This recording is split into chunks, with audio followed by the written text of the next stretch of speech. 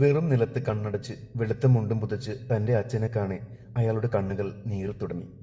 കഴിഞ്ഞ ദിവസം കൂടി അച്ഛൻ ഫോൺ ചെയ്ത് പറഞ്ഞതാണ് ചെവിയിൽ അപ്പോഴും മുഴങ്ങിക്കേട്ടത്. സുധി, നിനക്കൊന്ന് ഇവിടം വരെ വരാൻ കഴിയുമോ? എനിക്കെന്തോ നിന്നെ ഒന്ന് കാണണമെന്ന് തോന്നുകയാണ്. അന്നേരം ജോലി തിരക്ക് പറഞ്ഞ് പിന്നീട് വരാമെന്ന് പറയുമ്പോൾ അച്ഛനും സമ്മതിച്ചിരുന്നു. പിന്നെ മതി, ബുദ്ധിമുട്ടി വരണ്ട എന്ന്.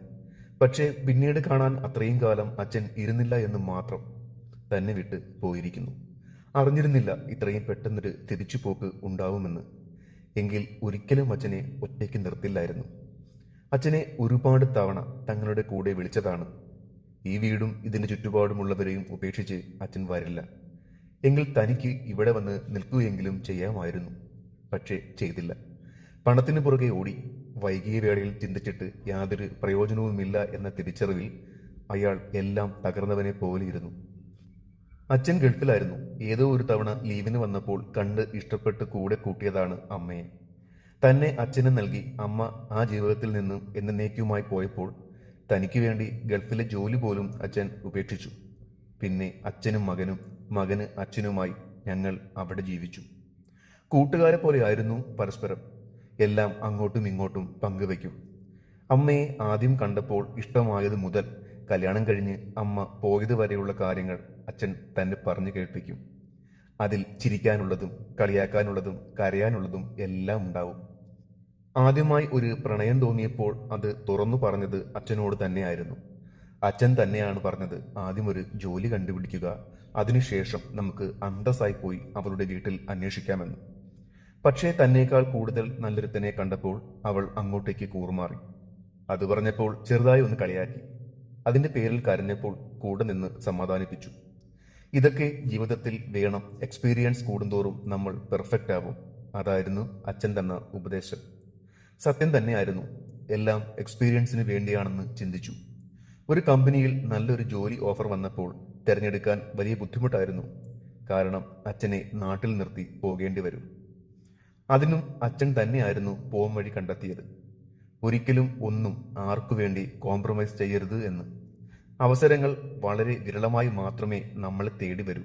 അത് വേണ്ട വിധം ഉപയോഗിക്കുക ആണ് നമ്മൾ ചെയ്യേണ്ടത്. അവിടെയാണ് ഒരു മനുഷ്യന്റെ വിജയം ഇരിക്കുന്നത്. അത് പറഞ്ഞ് നിർബന്ധിച്ച് എന്നെ ആ ജോലിക്കായി പറഞ്ഞയച്ചത് അച്ഛൻ തന്നെയായിരുന്നു. പിന്നീട് വന്നപ്പോഴേക്ക് എനിക്കായി ഒരു പെൺകുട്ടിയെ കണ്ടുപിടിച്ചു തന്നു. അവളെ ജീവിത സഖിയാക്കി. പിന്നീട് ഞങ്ങൾക്ക് ജനിച്ചത് എന്നെപ്പോലെ ഒരു മകനായിരുന്നു. അച്ഛൻ അവനെ തലോലിക്കുമ്പോഴെല്ലാം കണ്ണു നിറഞ്ഞ് അങ്ങനെ നോക്കി നിൽക്കും. ഒരിക്കൽ ഇത് താനും അനുഭവിച്ചിട്ടുള്ളതാണല്ലോ എന്ന് കരുതി.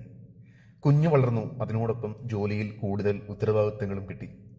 ഭാര്യയും കൂടി ജോലിക്ക് പോകാൻ തുടങ്ങിയതോടുകൂടി നാട്ടിലേക്ക് വരുന്നത് നന്നേ കുറച്ചു.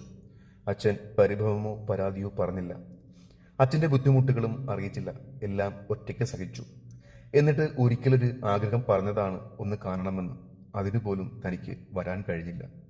കുറ്റബോധം വന്ന് വല്ലാതെ നീട്ടിത്തുടങ്ങിയിരിക്കുന്നു. എന്തു വേണമെന്നറിയാതെ തളർന്നിരുന്നു. അച്ഛന് പ്രിയപ്പെട്ട കൂട്ടുകാർ ഏറെ ഉണ്ടായിരുന്നു. അതിൽ ഒരാളായിരുന്നു മാധവേട്ടൻ. അദ്ദേഹം എൻ്റെ അരികിൽ വന്നിരുന്നു. അച്ഛനെ പോലെ തന്നെയായിരുന്നു എനിക്ക് മാധവേട്ടനും. നിന്നെ എത്രത്തോളം അദ്ദേഹം സ്നേഹിച്ചിരുന്നു എന്ന് ഞാൻ പറയാതെ തന്നെ നിനക്കറിയാമല്ലോ. നിന്റെ ഓരോ നേട്ടങ്ങളും എത്ര അഭിമാനത്തോടെയാണ് ഞങ്ങളോട് വന്ന് പറയാറ്.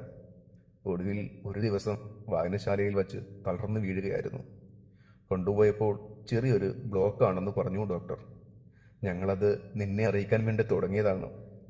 പക്ഷേ വേണ്ട, അവൻ്റെ മനസമാധാനം കളയണ്ട. ഇതൊക്കെ അറിഞ്ഞാൽ അവൻ ഓടി വരും, ജോലി പോലും നോക്കില്ല എന്നെല്ലാം പറഞ്ഞ് തടഞ്ഞത് അദ്ദേഹമാണ്. പുള്ളി ഇന്നോ നാളെയോ അങ്ങ് പോകും. പക്ഷേ മകനും കുടുംബത്തിനും അന്തസ്സോടെ ജീവിക്കാൻ ഈ ജോലി വേണം. അത് അദ്ദേഹം കാരണം പോകരുത് എന്ന് നിർബന്ധമുണ്ടത്രേ. വിചിത്രമായ ഓരോ ന്യായങ്ങളായിരുന്നു നിന്റെ അച്ഛന്.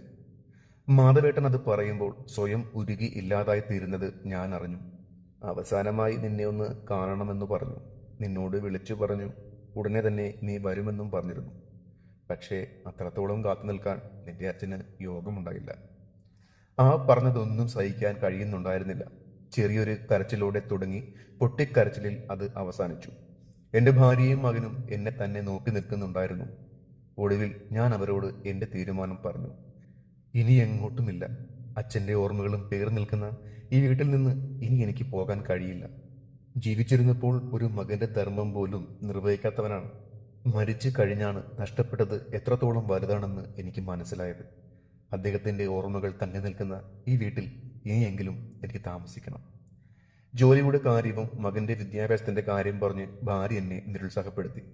പക്ഷേ അതൊന്നും ഞാൻ കേട്ടില്ല.